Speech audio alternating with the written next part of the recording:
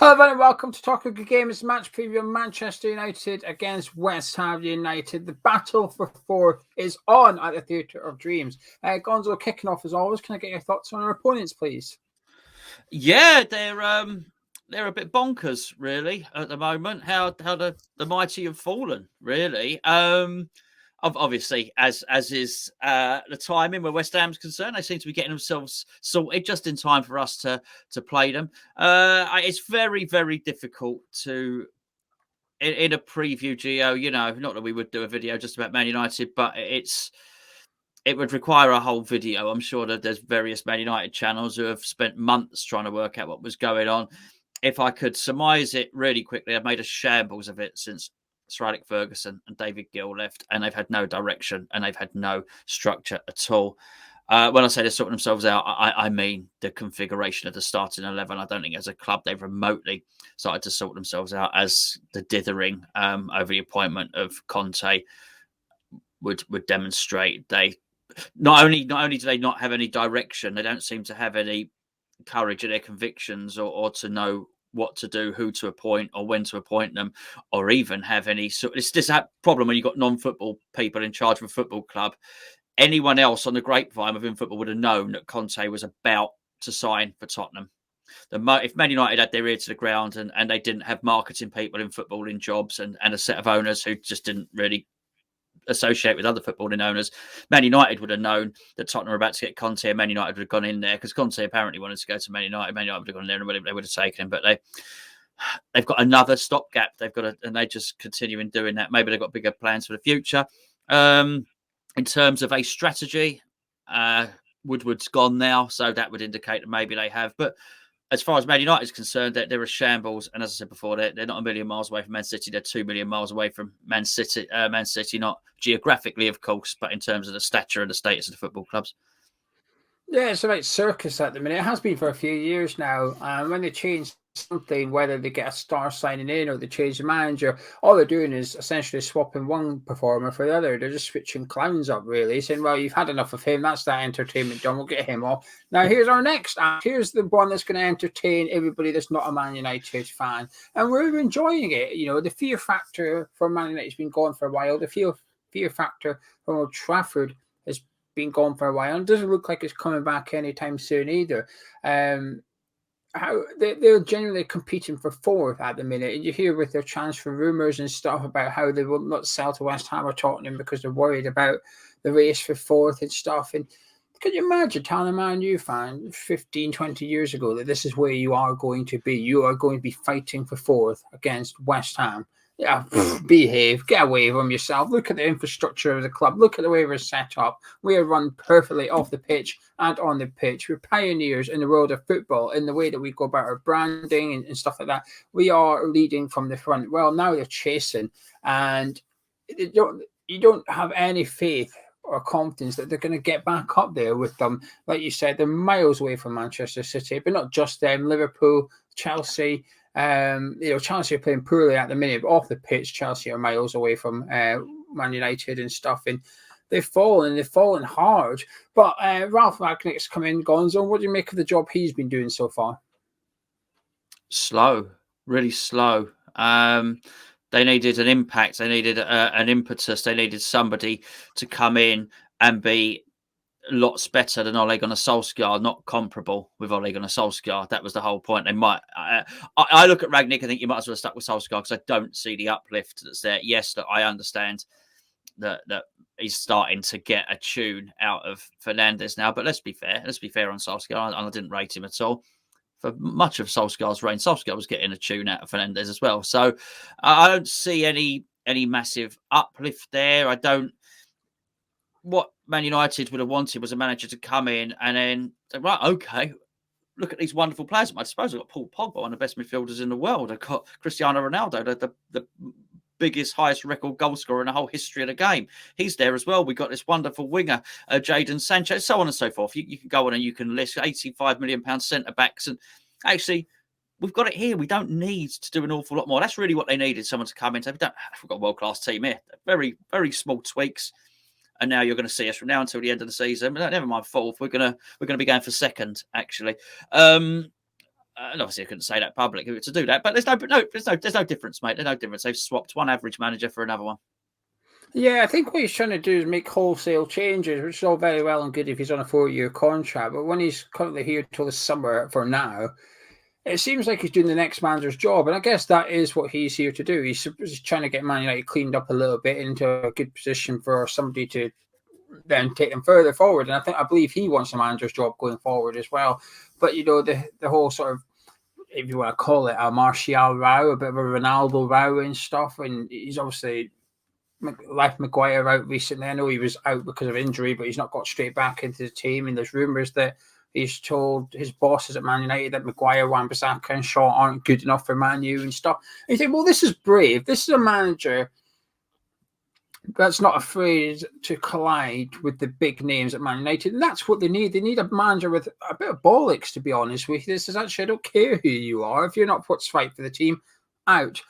But I just think he's trying to do too much in such a short space of time with no guarantees of what his job is for the future. Results-wise, it's going all right so far. I think he's won 5 out of 9, only lost the 1. But his performances don't really back that up. I watched him against Brentford last night. Brentford were the better team for large parts of the game. Against Aston Villa, they drew 2-2. And yes, it'll be spoken about how they threw away a 2-goal lead. But they were lucky to get a draw in the end. I don't even feel like they were only ahead because of individual errors from Aston Villa. The FA Cup game, they got away with murder in that one against Villa. And to emphasise just how much Man United are falling, that after that Villa game, Rangnick said, well, at 2-0 up, I wish I switched to 3 at the back and stuff. And last night against Brentford, 2-0 up, Ronaldo off the pitch and putting on Harry Maguire and going 3 at the back. I thought, wow, Man U trying to see out a 2-goal lead away to a newly promoted side in the Premier League. I didn't think I'd ever see that. And it's not something you haven't seen before with other managers like Mourinho. He'd be the first manager to throw on an extra defender and see the lead out and stuff. And maybe that's what they need, but I just worry that perhaps Rangnick's doing what's best for Man United, but it's not necessarily what's best for him getting the job long term at Man U. We're only at the start of this story, but there's a few more chapters to go in the Ralph reign at Old Trafford. And as a neutral, I'm bloody looking forward to it. Anyway, Gonzo, if there's a Man United fan wanting to keep up with the latest at their club, or there's a West Ham fan looking to keep up with the latest transfer rumours at their club, where should they go? Well, I'll tell you what they should do. They should look underneath this screen and these two handsome faces that you can see here and click. You have to expand the text underneath and you'll see a link for a OneFootball app. Click on that, download it to your phone, your mobile device, whatever it is, and you can actually have an app on your phone that will put all the news together from your chosen club. So if it's West Ham, then you click when you open it, I support West Ham, and it will tell you all the West Ham's transfer news, all the lineups on a match day, injury news. If you're Manchester United, then you can click on that and it will put all your Cristiano Ronaldo stories all together for you. Best of all, it's free. Use the link below. OneFootball app.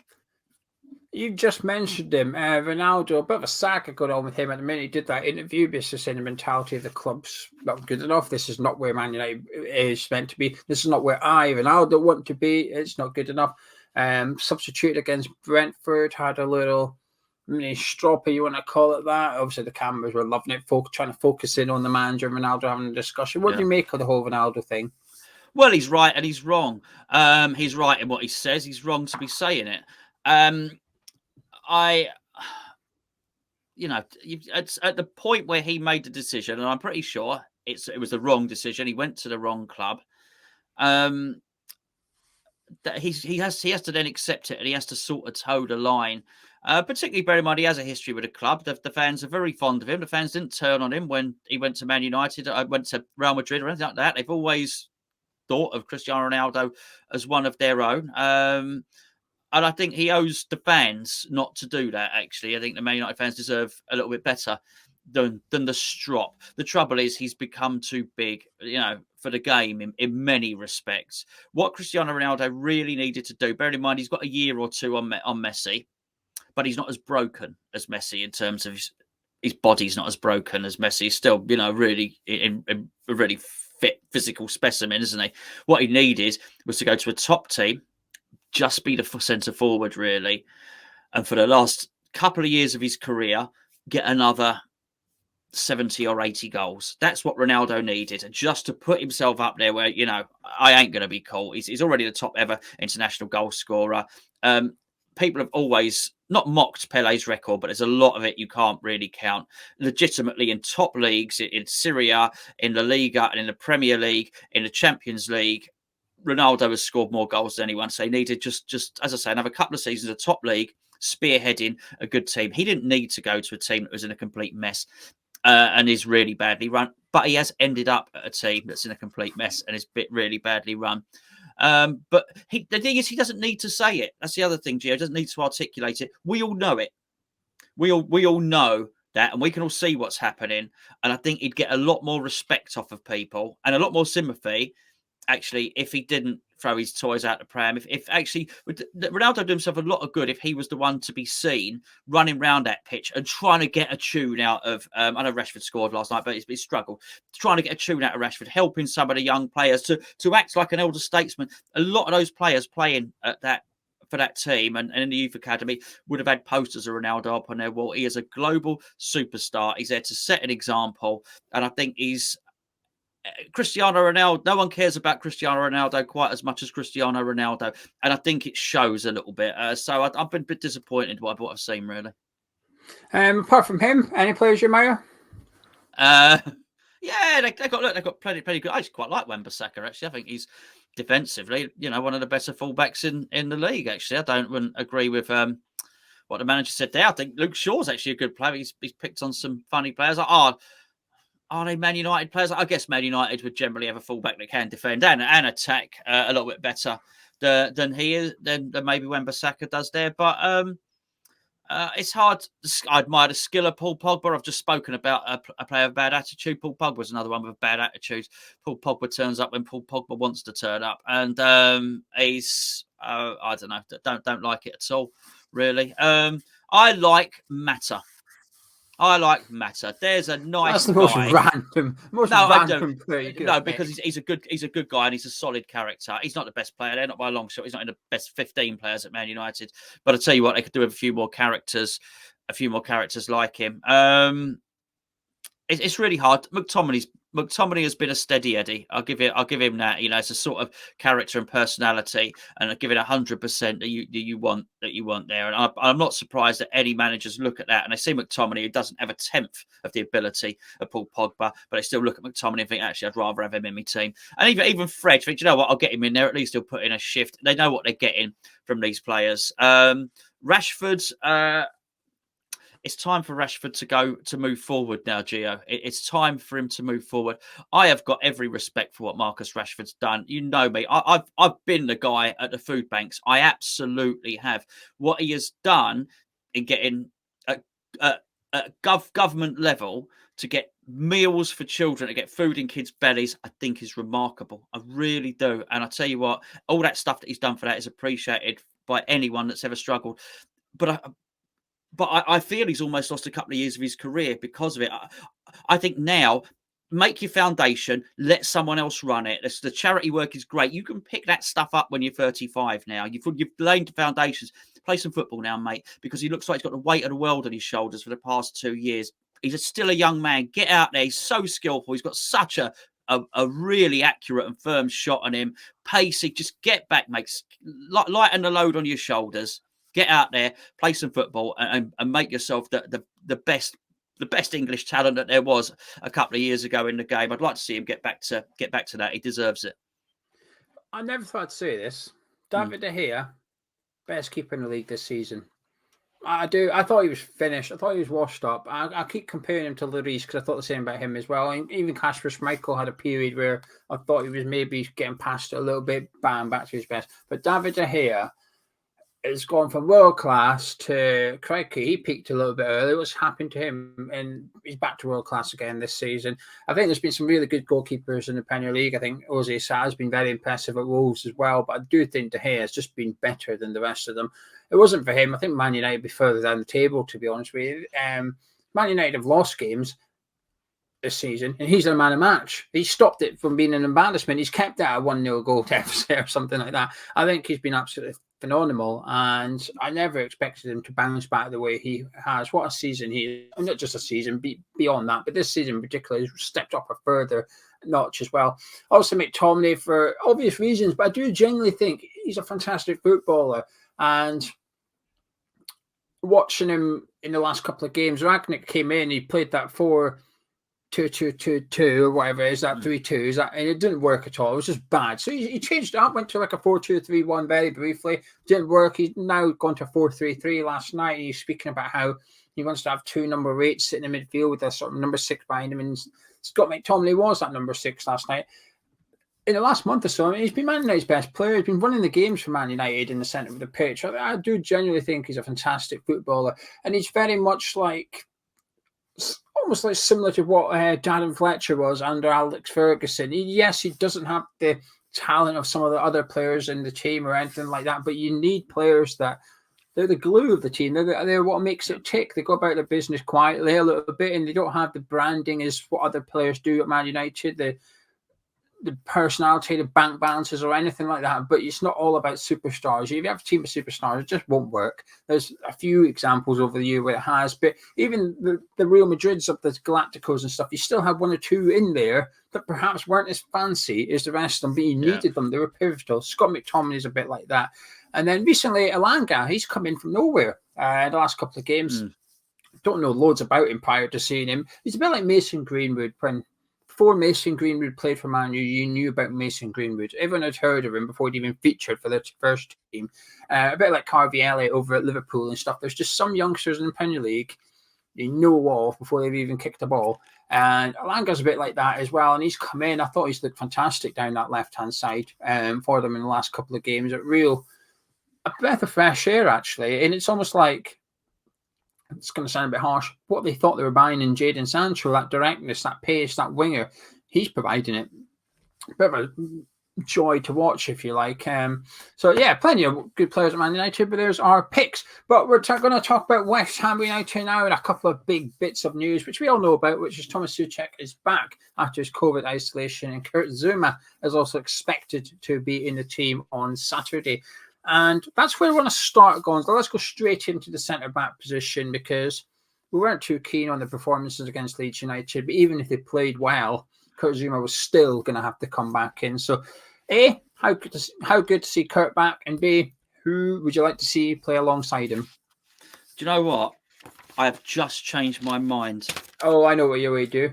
You do know what You're I'm going to do. switching back to a back 3. I am switching back to a back 3. I could read that a mile away. Look at that.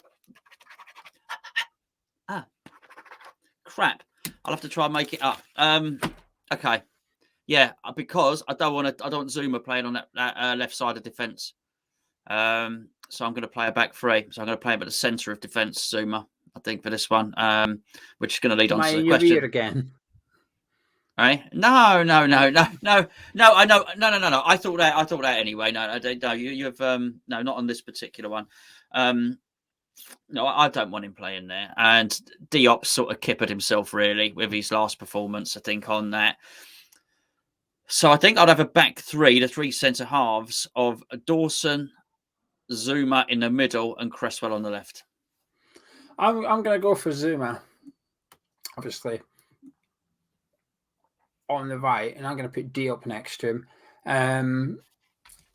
I know a lot of people will prefer. I think we'll see Dawson and Zouma, and I think a lot of people will prefer to see Dawson and Zouma. I'm not just saying it to be edgy, but I do think you get the best out of Kurt Zouma at right centre back. I think that's his best position. I know he's played on the left for Chelsea and West Ham, but I've seen a difference in him. In that short spell at West Ham, I've seen a difference in Kurt Zouma on the right and on the left. So I want him on the right here. If he plays next to Dawson, he's going to have to go on the left. Plays next to Diop, he can go on the right and leave Diop on the left position as well. And I think he improves, whether it is Dawson or Diop, Zouma improves them. That partnership improves. And yes, Diop was horrendous against Leeds United, but I don't think Dawson covered himself in glory neither, to be honest with you. So one of them's got to give. And it's a bit of a 50-50 for me, but I would prefer to see Issa Diop there. I think in the summer, if you roll back to August, September time, a lot of people were speaking about Zouma and Diop being our potential future centre-back partnership. Even when Ogbonna was still in, it was like, well, Diop will eventually take the reins from Ogbonna, and that will be the partnership going forward, the two of them in there. And I want to see it. I want to see it on Saturday against Manchester United. I think that's probably our best partnership out of our 3 available centre-backs. So well, you ain't gonna. You ain't gonna say that. I know I won't. I know it'll be Dawson and Zouma, but This is about what we want to see, not what we think we'll see. I assume you're going to have. Well, actually, I don't know who you're going to have wing backs because you weren't too happy with Vladimir Coufal either. No, but that's okay. I mean, everyone's due a bad game. We're not talking about a whole history of bad form here. He had a bad game, and almost everybody, as we discussed in the player ratings, had scored poorly, particularly in that defence. They all scored really badly, didn't they? So no, that's fine, and maybe he will benefit from the stability that Zuma brings to defence as well. If I was playing 4 at the back, I would have dropped him. Can I just say that? Because I've only switched to 3 at the back while we've been doing this video. Because I did actually have, funny enough, I'm not just saying you said it, I did have Zuma and Diop, but I actually had Johnson at right back, and I was going to play Cresswell at left back rather than drop Cresswell. But for this one, so I've got Coufal at right wing back and Johnson at left wing back. Well, I've done what you were going to do, which is Ben Johnson right back and Cresswell left back. I think if you discard Coufal's last season, if you take Coufal this season only, yes, he's had an injury and he's out and stuff. I don't think he's been that good. He's been all right. He's had some really good games, but he's also had a few poor. He's had more poor games so far this season than he had in the entirety of last season. Right? I'm pretty confident. I feel confident in saying that. Last season, I think you could count on one hand how many poor performances he had. He was very, very good, very solid, very consistent. This season round, it's every second game we're sitting here saying, not a great one from Coufal today, not a great one. Ben Johnson, we've not had that. We've not had that. When Ben Johnson plays poor, he's still okay. He's still defensively solid, just not quite good enough going forward. That's a poor Ben Johnson this season. So I want to see Ben Johnson back in at right back because I've just spoken about him. Elanga for Man United, don't see why he won't start on Saturday. Looks blinding down that left side. And I worry if we see Coufal, Leeds United Coufal, he's going to rip him to shreds. I want to see Ben Johnson there because we don't have a problem scoring goals at the minute. It's conceding them that we've got a problem. So I'm trying to tighten up a little bit. Ben Johnson's a better defender. Get him in there. Cresswell left back picks itself for obvious reasons. Now, moving into midfield then. This is going to be where it changes because I've obviously got an extra player than you. So how would you like to see us line up in the middle of the park? Just Rice and Souček in there in the middle. I think actually that my team is with the additional centre back and those two sitting there. Obviously, they can take it in turns to get forward because you've got the extra centre half there, by the way, which would be good. But I would hope that this would sort of help out the defence because we did miss Souček, as everybody agrees. I think you're too light in there, though. Man U will play 4-3-3. Man United will go 4-3-3. Fernandes has been dropping deeper as well. He's been playing like an 8 rather than a 10. Rangnick since has said, well, you get better out of Fernandes. There are 2 goals and 2 assists in 2 games. 2 goals, 2 assists in 2 games for Bruno playing in that role. And Rangnick basically said, well, he's not stuck in that 10 position. He can go wherever he wants when he's in the middle of the park. And I think we need to bear that in mind on Saturday. And I think we need to match him up in the middle. We need to have 3 centre midfielders. I think we need someone alongside Rice and Souček. Too often, and this goes back to last season as well, I felt that they were up against it a little bit. And you get away with it, I think, if you have Fornals slightly ahead of Rice and Souček, because he's quite good at dropping in. He doesn't mind coming in and being that extra midfielder. Yeah. So if you are not going to have someone alongside, I think Fornals ahead of them is important. But for me, I'd like to see Lanzini in alongside Rice and Souček because I think he's played well recently. MANWHU, he's one of the first names on the team sheet. And while I'm praising MANWHU, I'm more concerned about their formation. But they're there to be got at. Like I said, I thought Brentford had the better of them, and that's why I want Lanzini in the team. Somebody that's going to get the ball, that's going to dribble, that can unlock that Man U defence, because we are going to see plenty of possession against them, I think, this Man United side. So that leaves you with 2 players. No, it doesn't. Oh, no, it doesn't. It leaves you with 3. It doesn't. Okay. Tune in.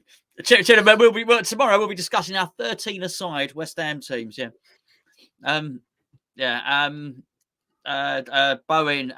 Lanzini and Cresswell, but a little bit tighter with Bowen and Lanzini. And Cresswell. Oh, for the sake, what you're even worse than me. We're terrible. We're doing a 13-a-side. We're doing a 13-a-side with Coufal up front. Yeah. And we'll play Cresswell twice. There we go. I'm talking about the Cresswell we're about to sign tomorrow from Leeds. That's what I'm talking about, obviously. How embarrassing. Anyway. So what have I said? Bowen, Lanzini, and Antonio. Lanzini and Bowen a bit tighter because the width is going to come from the fullbacks. One of whom definitely is Cresswell.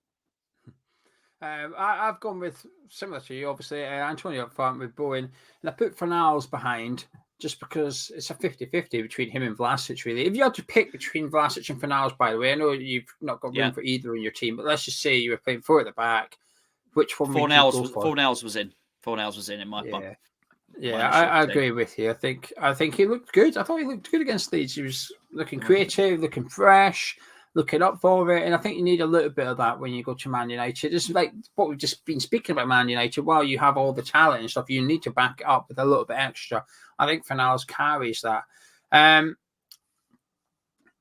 Before we get into the confidence, David Moyes, he sort of aggrieved me and you after the defeat against the Leeds and basically said, well, it's fixture congestion. You know, we've played midweek. Leeds haven't. Well, this week we haven't played midweek and Man United have. Has he put himself under a little bit of pressure to some extent? Not so much, I don't know how to word it. Some people just assume when you say pressure, it's like, well, if you don't lose, Moyes out. Not like that. It just spotlights on him a little bit. I think he's made a rod for his own back here. No, not because of that. I think there's more pressure on him for the lack of bringing a signing in and the fact that Tottenham are sneaking up on us. I think that is more at the forefront of West Ham fans' mind than something he might have said about having 3 games. I think they're just thinking that, mate, come on, look at Tottenham. Hello, look behind you. Can we have some signings in, please? Can you stop mucking around? Can we get someone in? So, but there is pressure on him. I just think it's that more than what you were suggesting. I think it's a fixture congestion thing because he used it as an excuse to sort of justify why we struggled and got beat by Leeds United. Well, by using your own words, Dave, we've then got an advantage over Man United, and well, we're going to have to see it on Saturday. I just think he set himself up a little bit here and put an extra bit of pressure on himself by going to Old Trafford, by using that as a get out of jail clause, if you like, after a defeat against Leeds United. Are you confident for this one? Yeah, I am confident for this one. Actually, I was not impressed with what I saw against Brentford. You're right. They do have the fatigue. That they've obviously travelled down to London, Geo, as you know, for this midweek game. That's a little private joke there, by the way. So they've had to do some travelling. We've had a week off. We've got 2 big players coming back. We've got players that are going to be fitter. We do have form players. We lost a game. Before that, we won 2 of them. So it's not like we're in really bad form. And I think we're really strong where they don't want us to be and don't need us to be. And that defence did not look good. I thought Tony, I know he scored, and the other geezer, the little tricksy one with a beard who's very skillful. And MANWHU. Yeah. I thought they were really wasteful in that game. Really, I was actually looking at that game thinking that they look like a championship team. I think they're going to go back to the championship. What I meant was they look like players who are up a little bit level higher than they should be. And I was looking at that thinking, Antonio scored there, Bowen scored there. That's So I am quite confident in this one. I think it's a little bit of a false dawn that Man United are having. There's still bigger issues at play in that football club, which is still bite them on the arse a little bit. Yeah, I'm confident as well, actually, because I like to think last week was something that we can use to almost improve going forward a little bit. And it's not often we have 2 really bad performances in a row. We've had some games where we've gone 3-4 games where we're out of form, we're not playing too great kind of thing, but not that bad as we saw against Leeds United, where half the team are really, really poor. I want to see a reaction on Saturday. I expect to see a reaction from the manager, from some certain players in particular, and as a team collectively, I want to see a reaction. And what I've seen from ManU in the last few weeks doesn't worry me at all. Quite the opposite. A couple of weeks ago when I was watching him, I was thinking, I can't wait to play this lot. He's changing a lot at the moment. And he looks like he's settled on a formation just in time for playing us, which is a bit unfortunate. I'd rather he was a little bit uncertain as to what to do with Man United.